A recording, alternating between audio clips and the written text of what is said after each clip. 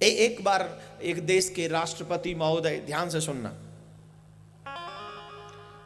मंदिर की चौखट पर चढ़ने वाले अनेक लोग, मंदिर की चौखट पर चढ़ने वाले अनेक लोग भगवान से कुछ न कुछ मांग कराते हैं। भगवान थोड़ा काम और बढ़ा दो, भगवान बहू का दिमाग ठीक नहीं रहता, थोड़ा बुद्धि दे दो, भगवान मेरा बेटा मेरी बात नहीं मानता, उसको अच्छी बुद्धि दे दो, भगवान थोड़ा धन का अभाव है, थोड़ा धन बढ़ा दो। कुछ ना कुछ भगवान से हम मांगते ही रहते हैं, हमेशा मांगते रहते हैं। लेकिन मैं आपसे एक बात कहूंगा, ध्यान से सुनना, यह प्रसंग आपके मतलब का है और आपके लायक है और आपको सुनना पड़ेगा, क्योंकि मैं सुना रहा हूं, आप पे कोई सेकंड ऑप्शन नहीं है। एक देश के राष्ट्रपति, उनके मन में इच्छा हुई कि मुझे एक कारागार में जाना है और सभी कैदियों से मिलना है। सभी कैदियों से मतलब सभी कैदियों से मिलना है। गए, जेलर साहब पूरा तैयारी कर लिए, पूरे तैयार हुए, सारे जेल जितने भी कैदी थे उन सबको समझा दिया गया ढंग का बिहेवियर करना, राष्ट्रपति महोदय आ रहे हैं, और किसी ने भी गलत बिहेव किया तो उनका फिर उसकी बाद में ध्यान रखना, सब अच्छा बिहेव करना। ठीक है, भाषण का भी था, बीच में भाषण भी रखा, बोलेंगे भी, संबोधित भी करेंगे सभी कैदियों को राष्ट्रपति महोदय।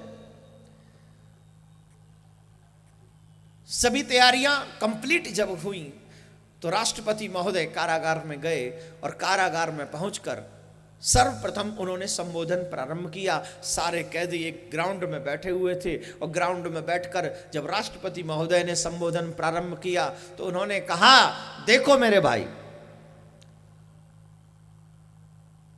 तुम ये सोचकर दुखी मत होना कि हम कारागार में आए, हम जेल में बंद हैं। ये सोचकर तुम दुखी मत होना कि तुम कारागार में बंद हो, तुम जेल में बंद हो, बल्कि ये सोचकर खुश होना कि भगवान ने हमें प्रायश्चित करने का मौका दिया है।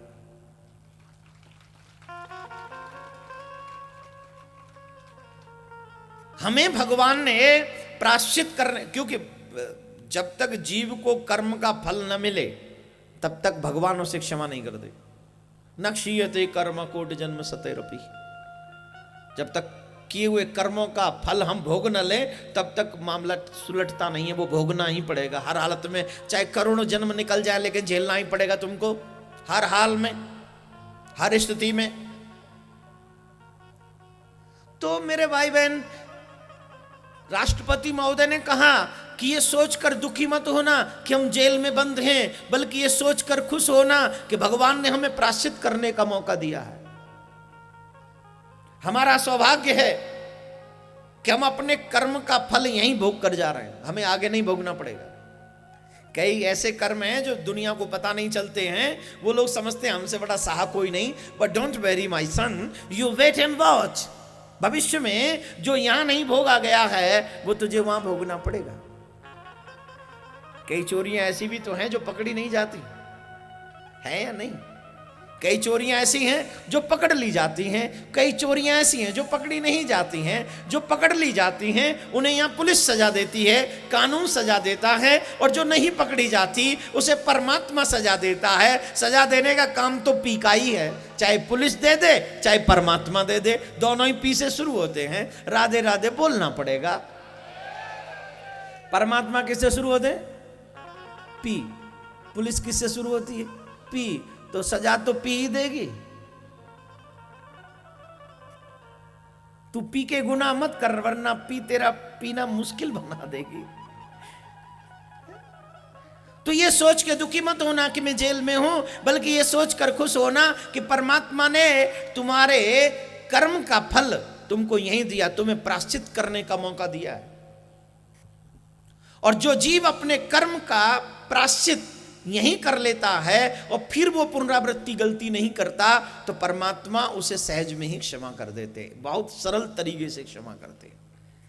एक बार गलती हो जाए, उसकी सजा मिल जाए और उसकी पुनरावृत्ति ना हो तो भगवान उसे माफ कर देता है, हमेशा हमेशा के लिए क्षमा कर देता है।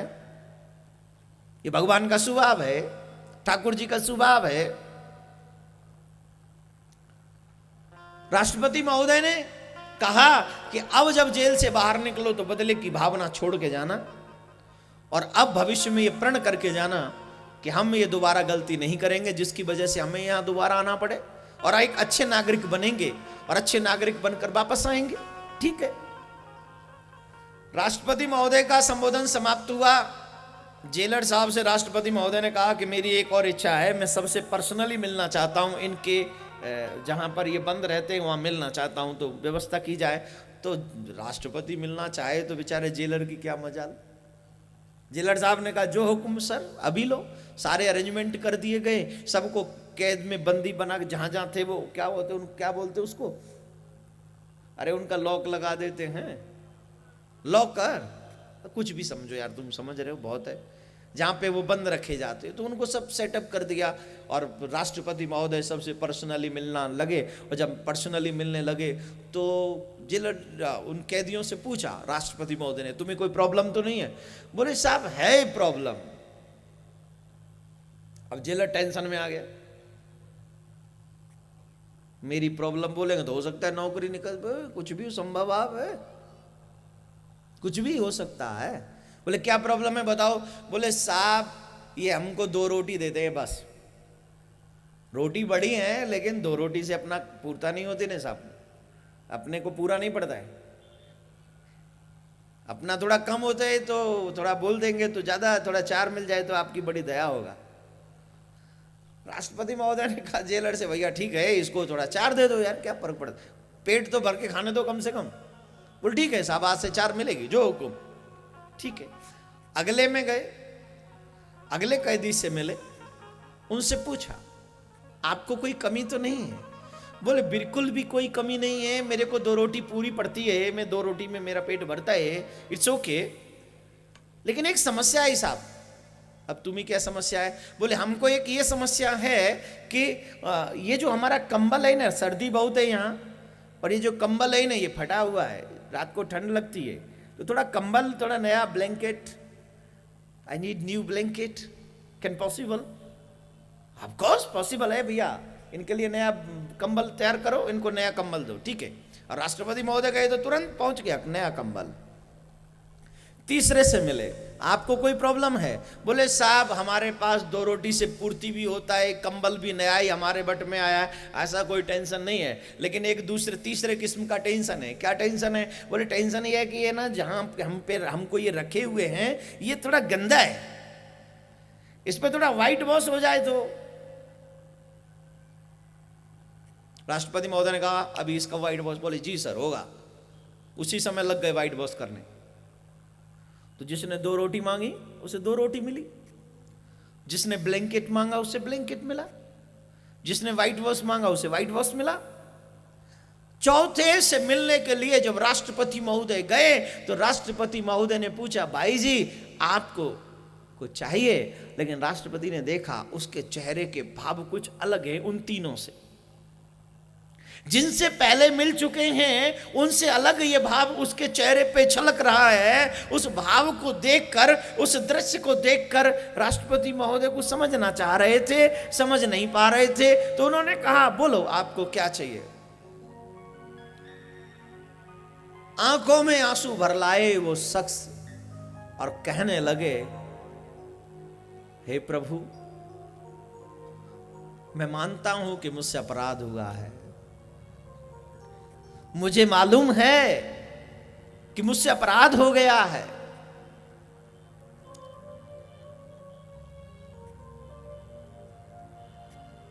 लेकिन आपके पास तो वो भी पावर है कि अगर जज साहब उस किसी अपराधी को मौत की सजा सुना दे तो आप उसे क्षमा कर सकते हो, आप उसे दया आपकी दया पर उसका जीवन डिपेंड रहता है। अगर आप उसे क्षमा कर दे तो वो बच जाता है। आपके पास तो इतनी पावर है। मुझे कुछ नहीं चाहिए, मुझे तो मुक्ति चाहिए, इस कारागार से मुक्ति चाहिए। मुझे आप यहां से मुक्त कर दीजिए और मैं वादा करता हूं कि मैं अच्छा नागरिक बनकर आपको दिखाऊंगा। मैं वादा करता हूं।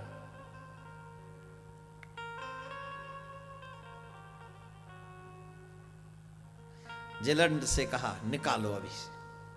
उस चेहरे के भाव को पढ़कर राष्ट्रपति ने डिसीजन ले लिया, क्योंकि इसका चेहरे का भाव बता रहा है कि आगे ये गुनाह करने वाला नहीं है। और जब गुनाह नहीं करेगा तो जेल में पीटने के लिए नहीं रखा जाता, व्यक्ति को सुधारने के लिए रखा जाता है। और जब वो सुधर जाए तो फिर उसे जेल में रहने का अधिकार नहीं, उसे एक आम नागरिक बनकर जीने का अधिकार होना चाहिए। और राष्ट्रपति ने कहा ये सुधरेगा। बोले ठीक है निकालो। उसे मुक्ति दे दी। कोई 2 रोटी में रह गया, कोई कंबल में रह गया, कोई व्हाइट वॉश में रह गया, लेकिन सबसे ज्यादा ये महात्मा निकला जिसने कहा कि मुझे इस कारागार से मुक्ति दिला दो मेरे प्यारे। ताली मत बजाओ, अभी तो असली बाकी है। अभी तो असली बात जिसे मैं समझाना चाह रहा हूं वो बाकी है। ये संसार कारागार ही है। राष्ट्रपति वो जो हम सबका बाप है, वो राष्ट्रपति है। सारे राष्ट्र का नहीं, पूरे विश्व का पति है, जगतपति है। वो समय समय पर या जब आप मंदिर जाते हो तब वो आपसे पूछता है आपको क्या चाहिए। कोई कहता है रोटी का अभाव है, भगवान रोटी बढ़ावा देते हैं। जेलर कौन है? धर्मराज। कौन है? सारा वो करते रहते ना, सिस्टम मेंटेन वो करते। भगवान ने कंप्यूटर बना दिया, सिस्टम बना दिया, मेंटेन धर्मराज करते हैं। वो तो निरीक्षण करते हैं। परमात्मा तो निरीक्षण करने के लिए आते हैं। जब हम मंदिर जाते हैं तो समझना परमात्मा हमारा निरीक्षण कर। भगवान ने बुलाया है तुम्हें, तुम अपनी मर्जी से मंदिर नहीं जाते, भगवान बुलाता है। मैं देखूं तो सही कहां तक बिगड़े हो, कितने सुधरे हो। वो चेक करना चाहता है। साहब मोबाइल को टाइम टाइम पे चेक करो, एसएमएस गलत तो नहीं आ रहे, किसी की गलत कॉल तो नहीं आ रही। बच्चों का मोबाइल चेक करना चाहिए, अपना भी चेक कराते रहो, अपने पार्टनर को। जरूरी है ऐसा, कंट्रोल बना रहना चाहिए। टेंशन में आ गए, क्या हो गया? अब टेंशन मत लो यार, टेंशन मुक्त होने के लिए आए हम यहाँ। वो राष्ट्रपति हमें बुलाता रहता है, परमात्मा संसार का पति हमें बुलाता रहता है। कभी हम जब मंदिर जाते हैं तो वो हमसे चेक करता है कि बाबू कहां तक पहुंचे। बाबू किसको कहते हैं? भाई को बोलते हैं ना, मैंने सीखा थोड़ा सा। हाँ, ए भाऊ आओ, कहां तक सुधरे हो, जरा पता लगना चाहिए ना। भगवान चेक करते हैं। तो कोई कहता महाराज मेरे पास रोटी की कमी है, तो भगवान कहते धर्मराज से बढ़ा दो। कोई कहता महाराज मेरे पास मकान की कमी है, भगवान कहते बढ़ा दो, 2 मकान करा दो, एक मुंबई में एक पुणे में, नो प्रॉब्लम बढ़ाओ। बोले साहब बच्चे तो 4 हैं। बोले ठीक है एक ही कोठी में 4 बनवा दो इसका, बड़ा बढ़िया जगह बना, ठीक है। और जब भी हो गया फिर कोई कहता महाराज फैक्ट्री बढ़ा दो, कोई कुछ। हम जो भी उस परमात्मा से मांगते हैं परमात्मा देता है। लेकिन जो साधु संत महात्मा परमात्मा के भक्त होते हैं वो परमात्मा से कहते हैं हमें यहां से मुक्ति दे दो मेरे प्यारे, हमें यहां से मुक्ति दे दो।